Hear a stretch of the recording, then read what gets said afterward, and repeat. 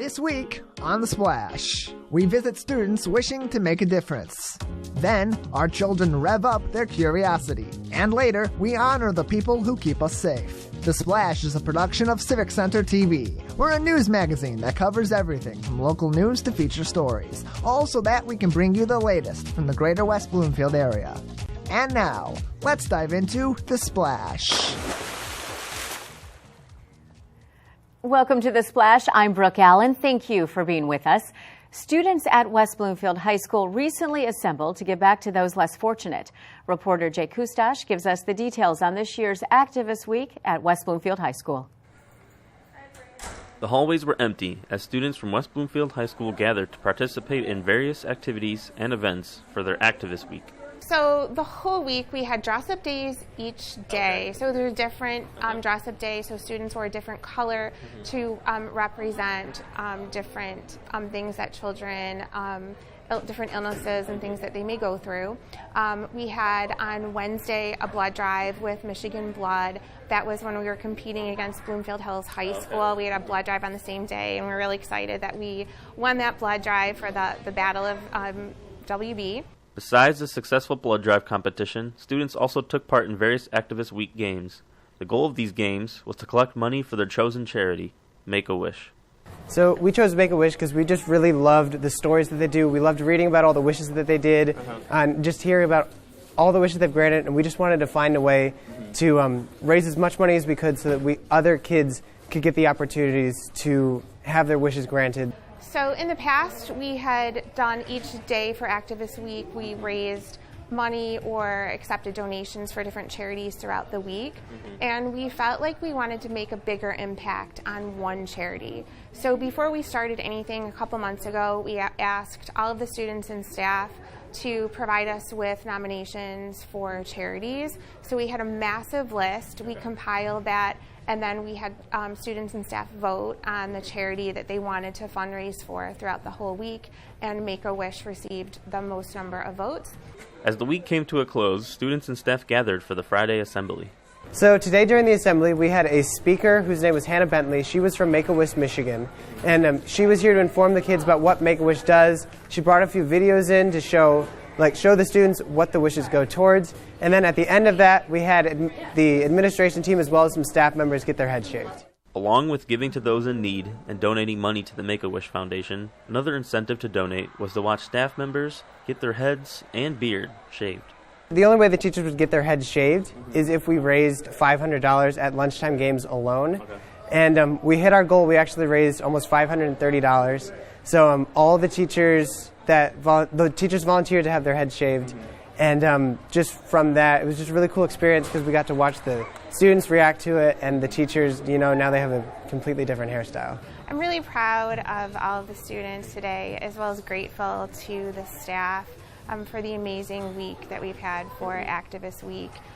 Today was the assembly, which was a culmination of all of the events throughout the week to raise money for Make-A-Wish. Overall, this year's Activist Week was a success for not only the students and staff of West Bloomfield High School, but those individuals in need. Reporting for The Splash, I'm Jay Kustash. To find out more, you can visit civiccentertv.com/activistweek. Children got a first-hand look at many of the work vehicles that we see daily in the community, and we sent reporter Charles Maurer to Drake Sports Park for this very special occasion. Trucks. They're big, they're loud, but what makes them so cool? Let's find out.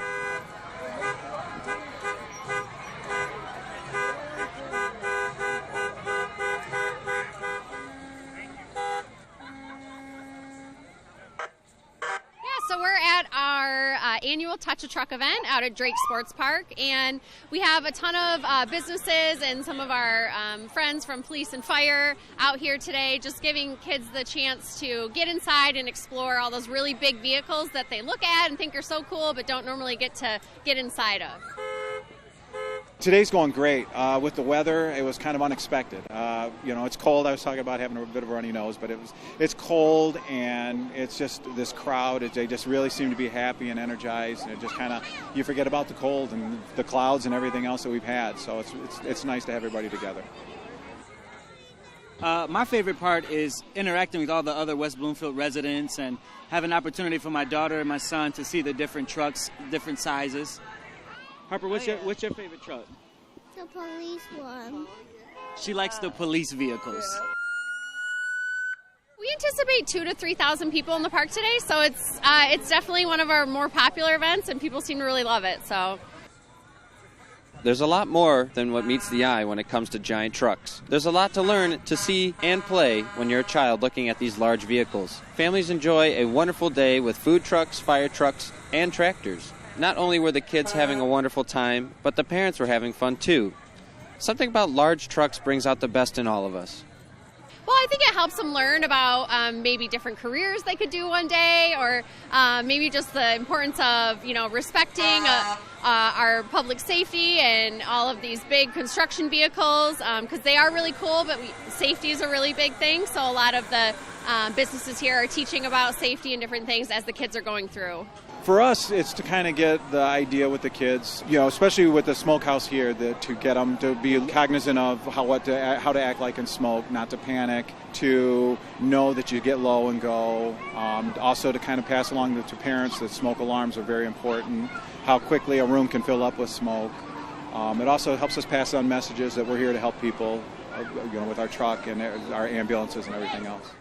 Yeah, so this is really our kickoff for summer. We have so many summer events for the family, so we're just really excited that this is our first one. We want to bring as many people to the park as we can and just create those memories for families.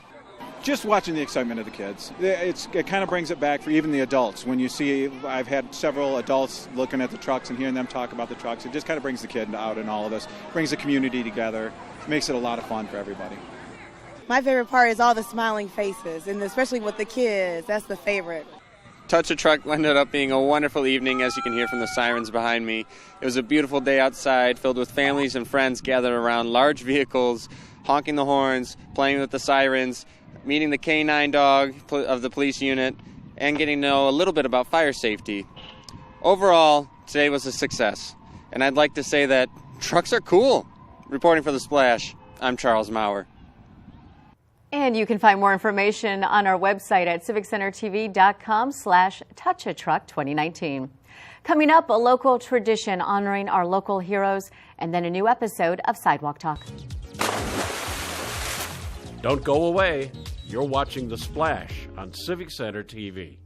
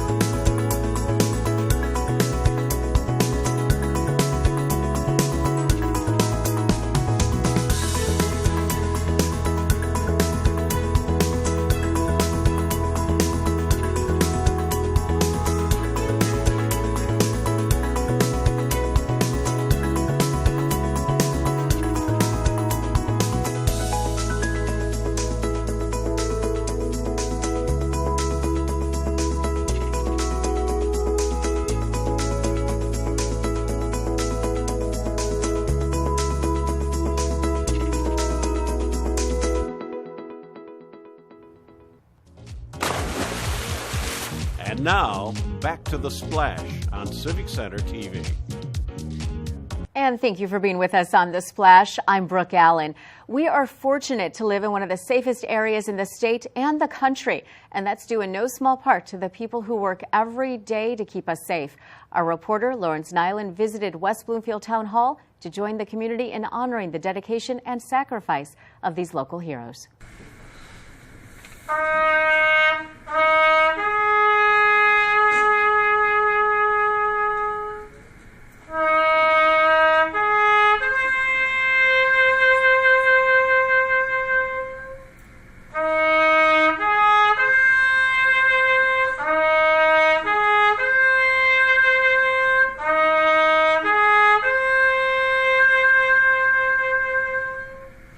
Another standing room only crowd gathered at Town Hall for the 2019 West Bloomfield Police Department Memorial Ceremony. This is an annual event we have here. Its primary purpose is to really say thank you to the great men and women of the West Bloomfield Police Department and the service that they provide here in the community. Look, it's a demanding and tough job that these police officers had. I know I'm very fortunate, that I have such a great team of men and women. I give them the training, the equipment, the supervision and the leadership so that they can go out and excel at their jobs, and they really do that for the community every day. And while the West Bloomfield Police Department helps to make this area one of the safest in Michigan, the force cannot excel if it isn't warmly accepted by its citizens. We enjoy great trust with the community. I mentioned in my remarks, it's not something we take for granted. It's every day. It's an effort to maintain that trust and confidence in us, because we know that if it's that public trust is fragile. If it's lost or diminished, it's very difficult to get back. The keynote speaker for the ceremony was newly elected State Representative Mari Manoogian, and she explained, as someone who is helping enact laws, how important those who enforce those laws are to West Bloomfield. So, it was really great to hear Chief Patton talk about, how he believes the role of police is really important to building community. Was really fortunate to have the Color Guard here as well. Their service to this community is invaluable. I want to say how grateful I am to the families, especially of these officers who, know full well that there's a lot of risk involved with this occupation, but they still go above and beyond for our community day in, day out. So just really fortunate to have them. Amazing grace, how sweet the sound that saved a wretch like me. I once was lost, but now am found. Was blind, but now I see.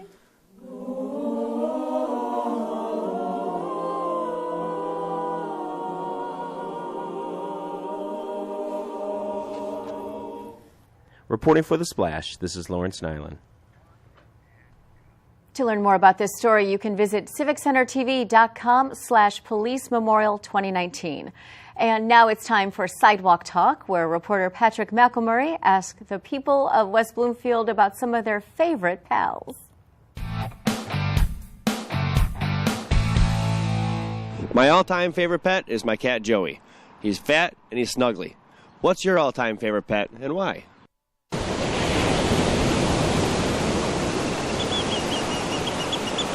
It would be my high school dog, or my dog when I was younger. His name was Wrinkles. He was a Chinese Shar-Pei, and he was just my best buddy. I mean, he was always waiting by the back door when I showed up.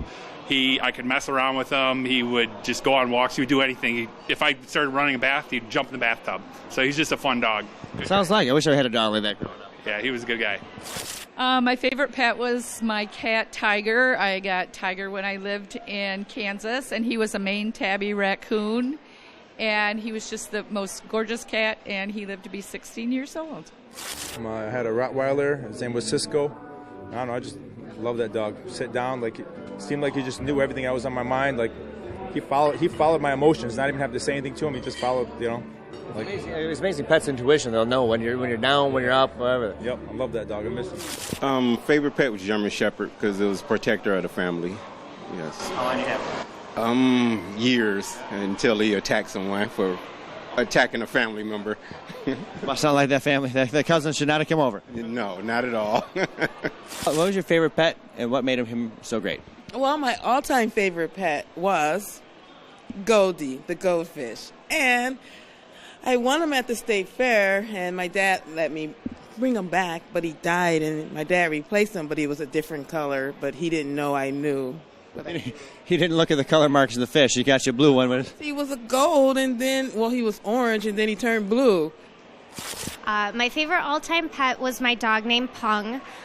She was my favorite because she actually came to me. I adopted her in college. I didn't know that I wanted a dog, but she just kind of stumbled upon me, and she was just the most lovable, adorable pet, and I have her tattooed on me forever. They do say the pets choose us. We don't choose the pets. Yeah, yep, she absolutely chose me. That's beautiful. I had a Siamese cat named Maggie May, and I had her for 7 years, and she was just a lot of fun. Kind of like a little mini human. She talked, so it was cool. I haven't had another pet since. So. Did you talk back to her? Yes, of course. The same thing with my cat. Yes, good. My friend thinks I'm crazy. No, you're not. For Civic Center TV in West Bloomfield, I'm Patrick McElmurray, and this was Sidewalk Talk. For more episodes of Sidewalk Talk on Demand, visit civiccentertv.com/sidewalk talk.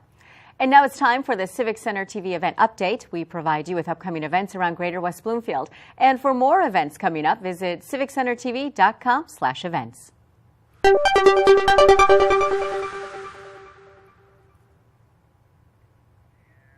Let's Talk, an ESL discussion group, is taking place Wednesdays from 10 a.m. to noon at the West Bloomfield Public Library. It's open to anyone learning or hoping to improve their English language skills. A tutor will be present to facilitate the conversation. Sign up is free, and for more information, visit wblib.org. The DIA is presenting the Conversion of Magdalene this Thursday at the library from 7 p.m. to 8 p.m. Learn about the museum's art conservation efforts for the painting Martha and Mary Magdalene. There is no cost to attend, and for more details, you can visit wblib.org. Dispose of prescription drugs with Operation Medicine Cabinet, happening year-round in West Bloomfield, Kego Harbor, and Orchard Lake, and takes place at the police departments of the 3 communities. Disposing of drugs is completely anonymous. Open 24/7 in West Bloomfield, Tuesdays and Thursdays 9 a.m. to 2 p.m. in Kego Harbor, and Monday through Friday 8 a.m. to 4 p.m. in Orchard Lake. For more information, visit oakgov.com or call your local police. Come create some career connections over a cup of coffee, presented by the West Bloomfield Chamber. This is a networking event that is happening Friday the 10th at the Whole Foods on Orchard Lake Road. Cost is $15 for non-chamber members, and for more information, feel free to send an email to wbloomfieldchamber@gmail.com.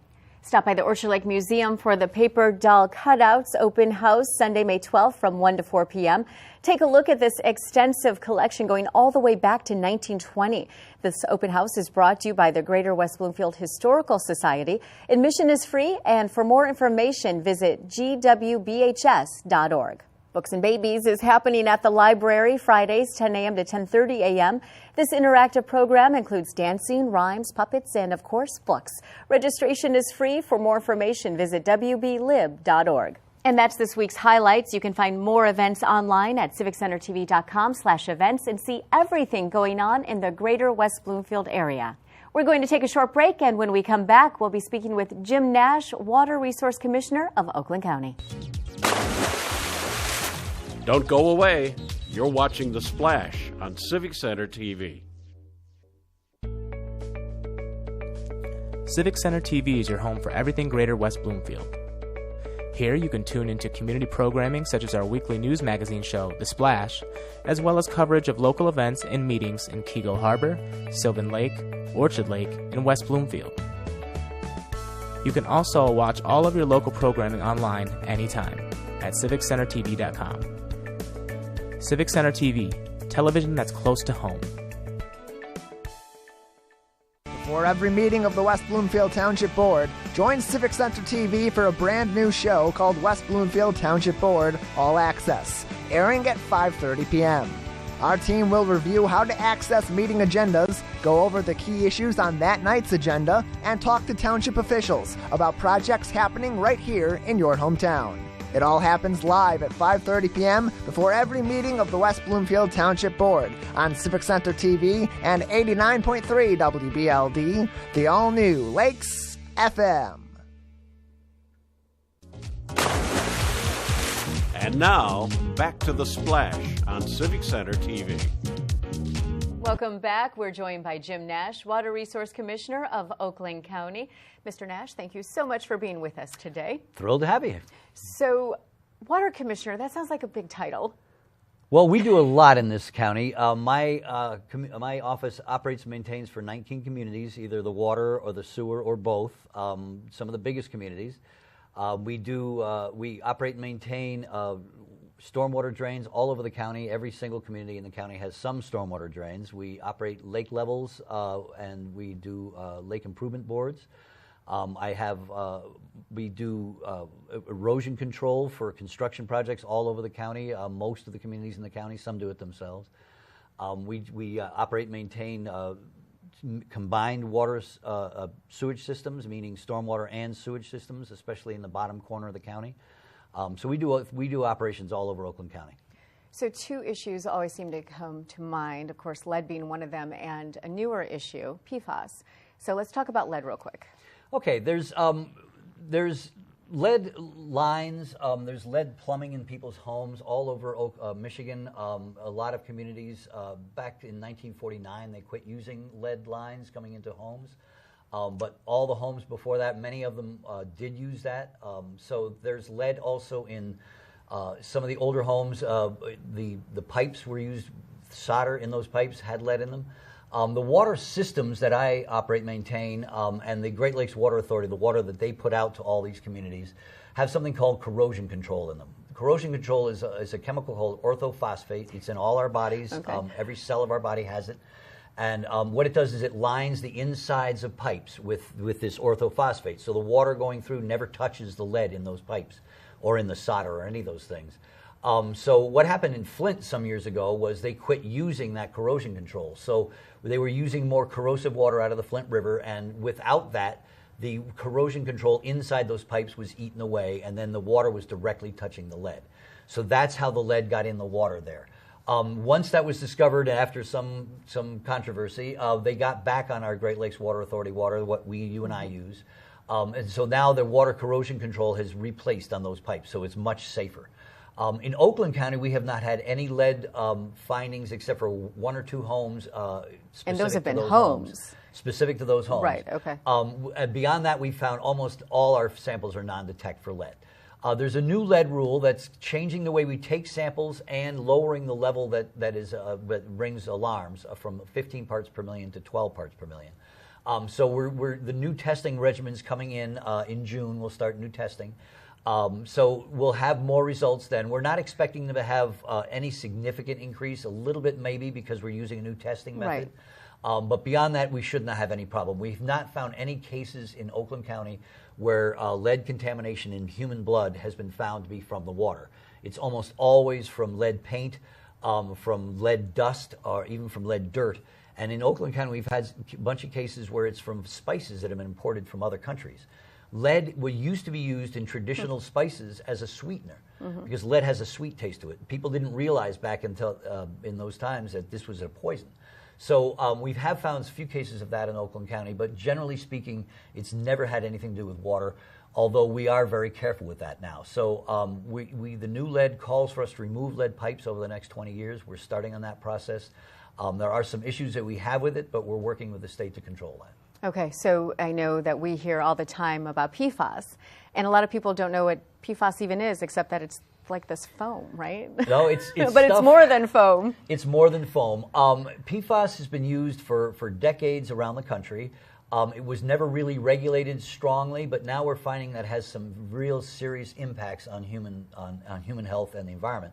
So we're looking at it more closely now, and actually Michigan's a leader in that. Many states have not really looked into this yet, but we've been showing how it should be done.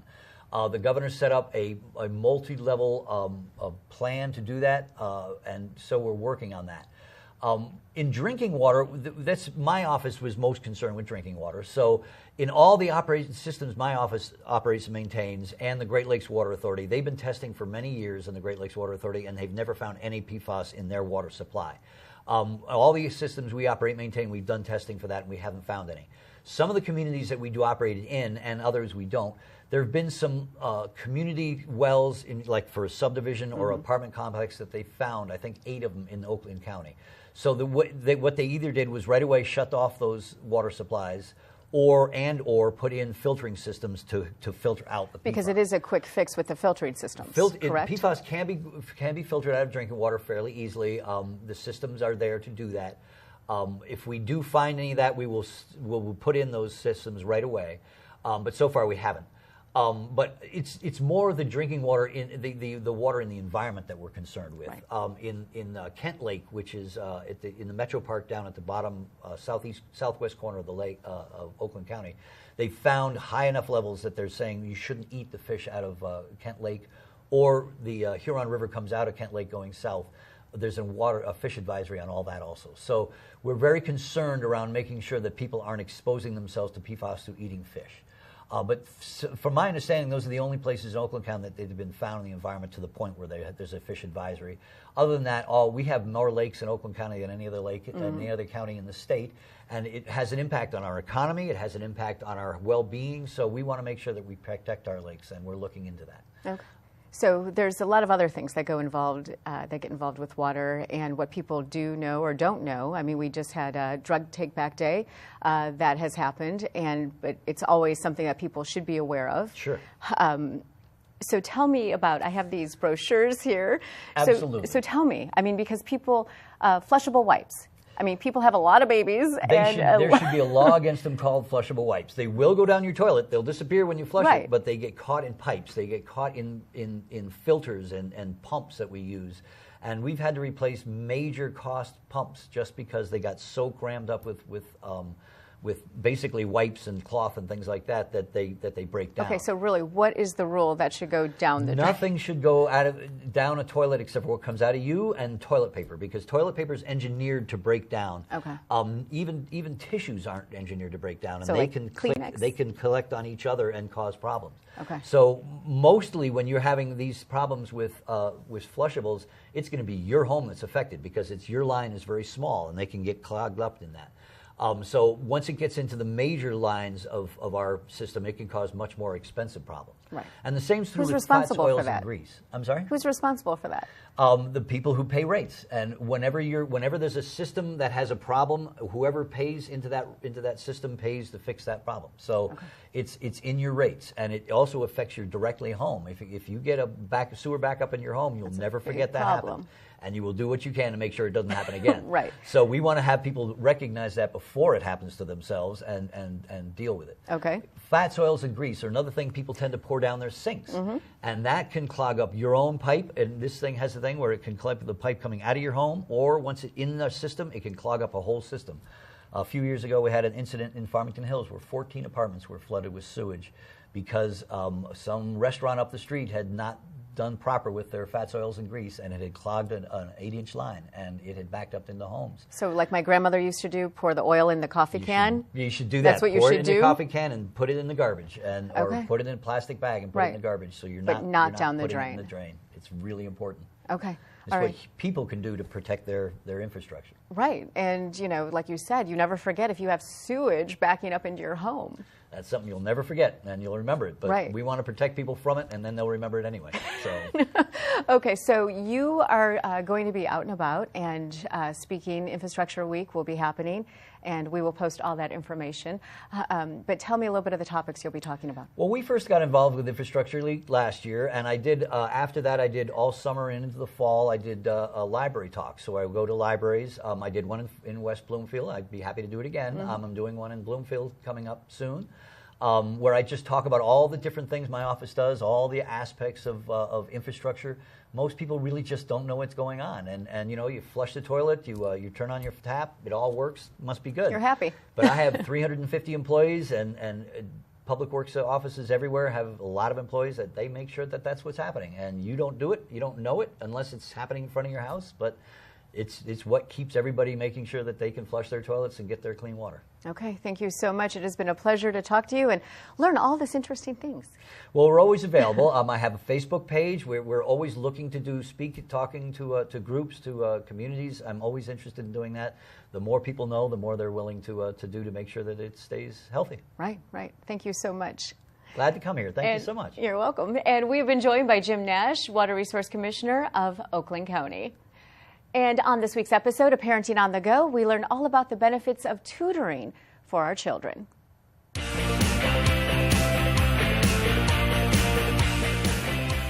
Hi, welcome to Parenting on the Go. I'm Brooke Allen, and joining me today is Alex Ho, owner of Sylvan Learning. So thank you for being with us today. Thank you. And Sylvan Learning, so tell me, what is that? So, Sylvan Learning, we're a nationwide tutoring center. There's about 800 of us. It's kind of like McDonald's, individually owned. Okay. Our center in West Bloomfield was started by my parents 30 years ago. I took it over about in 2012. What we do is we tutor all ages, K through 12, and we tutor in all subject areas. So whether it's, and what we try to do is be a one-stop shop for any parent looking for assistance for their child. So whether that's that one-off tutoring hour that you might see your son struggling with maybe a particular homework assignment. Normally he's a pretty independent student, but one day he just has an issue, you want to stop in for a one-off, to something kind of like regimented. We also have those too. Oh, okay. So like a big project in the works and you need help. Yes. You can come to you. Yes, absolutely. Or the regimented once a week. Exactly. Okay. And you mentioned all grades. So tell me the different subjects that you've noticed kids struggle with at different ages. So I would say at the high school level, it's typically math. Math or ACT or SAT related. Algebra 1 is really, which is typically taught at the 8th and 9th grade level, is kind of the key to understanding higher level math topics. So we definitely see a lot of Algebra 1 related math questions at the upper middle to high school. And of course, when they're, when they're still the babies, kindergarten, first grade, right. There's generally, a lot of concern and regarding reading, writing. So that's pretty much typically what we see. Okay, so let's go back to, you mentioned the ACT and the SAT. Yeah. So do you specialize in prepping for those, or what kind of help do you offer with that?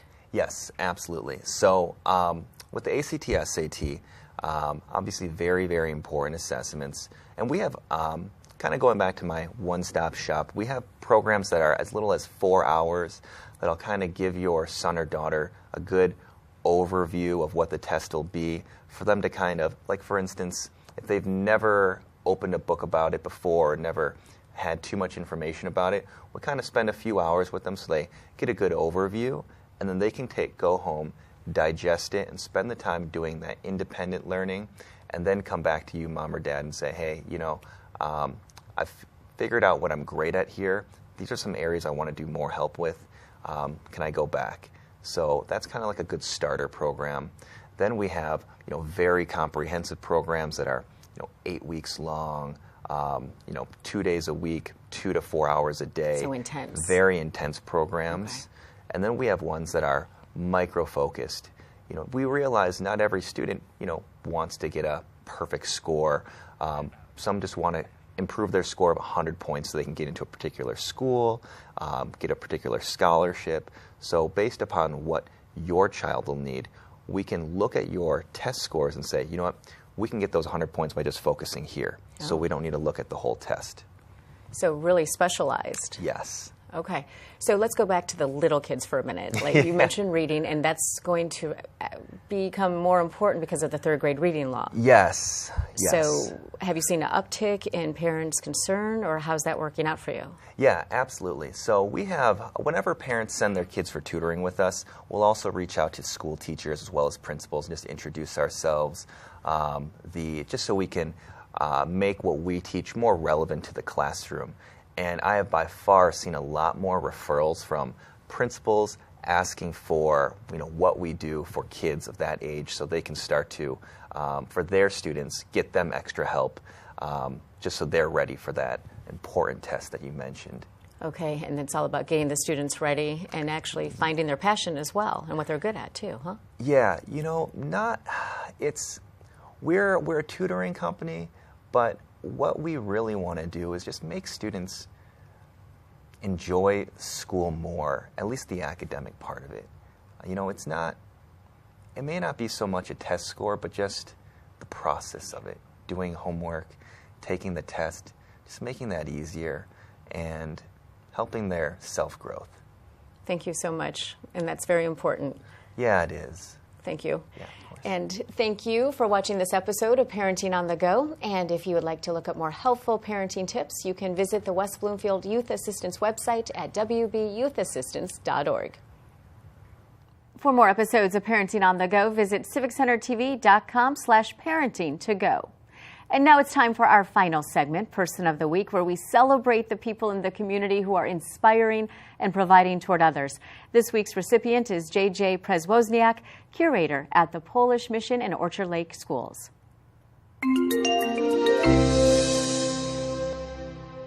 For years, J.J. Przewozniak has played a vital role at the Polish Mission and Orchard Lake Schools and the preserver of the history of Polish culture as well as the history of our community. The curator at the Polish Mission and Orchard Lake Schools, JJ's passion for history, attention to detail, and fine care for our history are manifested every day as he works to maintain artifacts of local and Polish history and find new ways to immerse students and the community in history. J.J. Przewozniak's positive attitude, his love of history, and his love of learning are visible upon every trip to the Orchard Lake Schools campus, and J.J.'s care for Greater West Bloomfield and his work to connect us to our history has kept the stories of years past and make new memories for years to come, which is why he is our Person of the Week.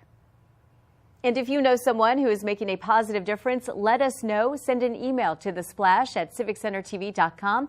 We want to congratulate and acknowledge those making a difference in our community, and we appreciate your suggestions. That's it for this week's show. You can watch new episodes Mondays at 5:30 p.m. at Civic Center TV, on Comcast 15, AT&T 99, and online in HD at civiccentertv.com. And, of course, follow us on Facebook, Twitter, and YouTube at Civic Center TV. And for more Metro Detroit news, you can listen to me and Greg Bowman weekdays from 2 to 7 p.m. on WWJ News Radio 950. And for all our friends in Sylvan Lake, Orchard Lake, Kego Harbor, and West Bloomfield, I'm Brooke Allen. Thank you for watching The Splash.